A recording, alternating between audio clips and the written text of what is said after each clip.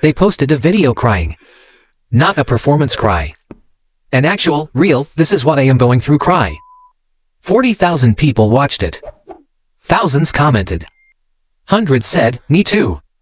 Me too. Me too. Me too." And then they went to dinner with their closest friends.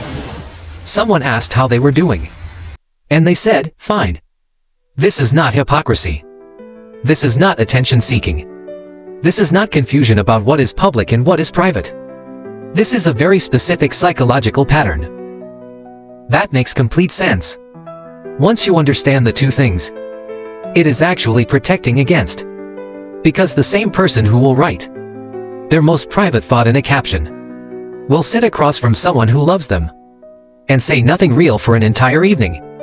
And both of those things are coming from exactly the same place. Let's name what we're actually looking at. There is a word for being emotionally open. With people you don't know, and emotionally closed with people you do. Psychologists call it selective vulnerability. And it is not random.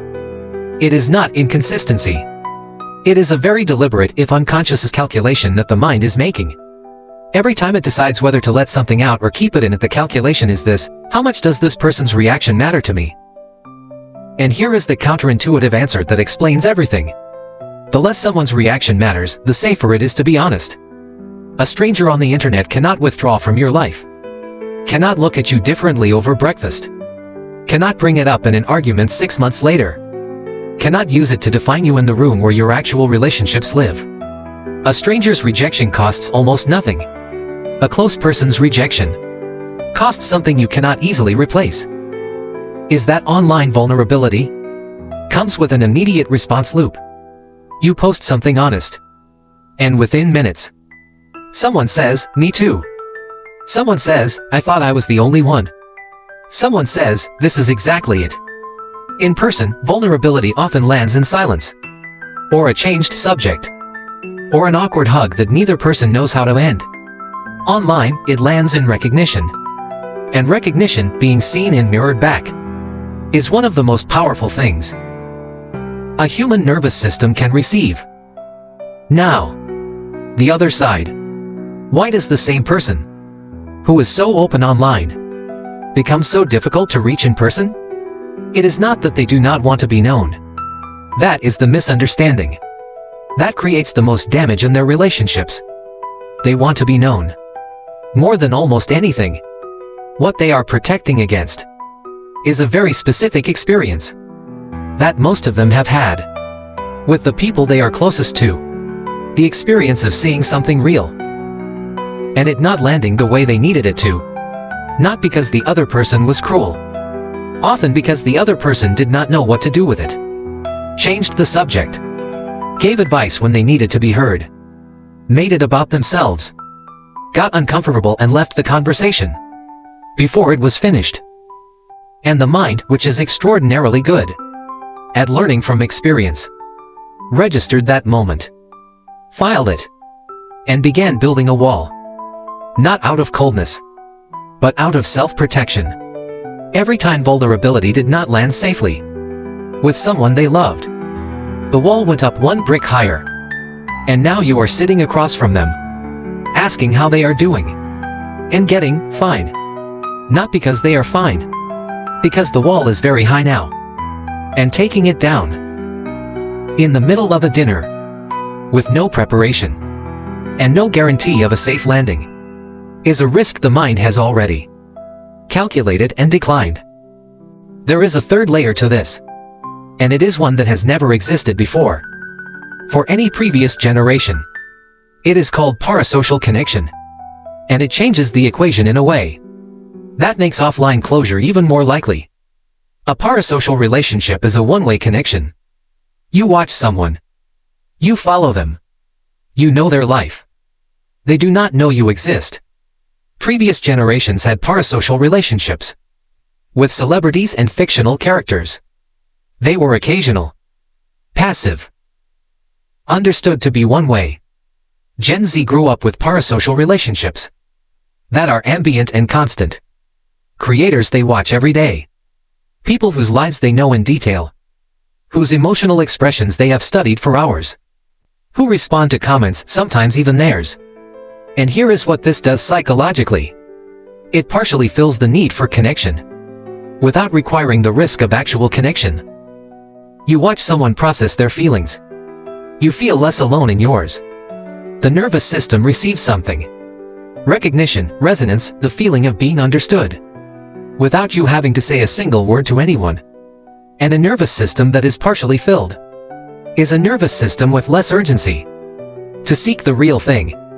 Not because they don't want real connection, because the partial version arrived first, and it was easier, and it asked nothing of them.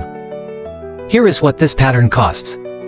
And it is worth saying clearly, because most conversations about this stop at the observation, without naming the consequence. The cost is intimacy, not the performance of intimacy. Gen Z is extraordinarily good at the performance of intimacy. The captions that sound close. The comments that feel personal. The DMs that read like confessions. The actual thing, which is someone who knows you in all your ordinariness, who has seen you on a bad day, that you did not cure it, who knows what you are like when you are not presenting anything, who you have risked being wrong in front of. That kind of intimacy does not build through posts. It builds through the specific discomfort of being genuinely seen by someone whose opinion of you matters, and surviving it. And if the safer, easier, lower stakes version keeps arriving through a screen, the harder, slower, riskier version keeps getting postponed. Not forever. So, what do you do with this? If you are someone who recognizes this pattern in yourself, the online openness and the offline closure, I want to say something before the practical part. You built this for a reason. The wall exists because something required it. You are not broken. You are adapted. The question is not, how do I tear the wall down? The question is, how do I build one door in it? Because you do not need to be fully open with everyone. You need one person with whom the cost of being real is something you are willing to pay. Here is what that looks like in practice. First, say one true thing per conversation. Not everything. One thing. Something slightly more real than your default answer. Not a confession. Just a crack. Actually, I've been a bit off this week. That's been harder than I expected. One sentence that is closer to true than fine. The other person almost always responds to the real thing better than they respond to the performance. Second, choose the person before the moment. Do not wait until you are overwhelmed, and then try to be vulnerable with whoever is nearby. Decide in advance, this is the person I am going to try with. Then look for the right moment. The wall comes down easier when you have already decided it is allowed to. Third, let online be what it is, without asking it to be everything. It is a real form of connection. It is not a replacement. Use it for what it does well. Reaching many people, finding resonance, feeling less alone. But do not let it be the only place where the real things get said. The real things need a room. A specific room. With one person in it who knows your name. The person who cried online and said fine at dinner. They are not being dishonest. They are being careful. They learned somewhere that the real things are not always safe in the rooms where they actually live. And they found a place where the real things were received, where strangers said, "Me too," where the cost was low enough to risk it. That is not nothing. That is actually something remarkable. To have found any place at all where the real things get out.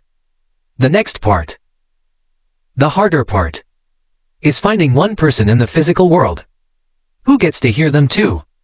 Not instead of the strangers. In addition to them. That is the whole work. Right there. See you soon.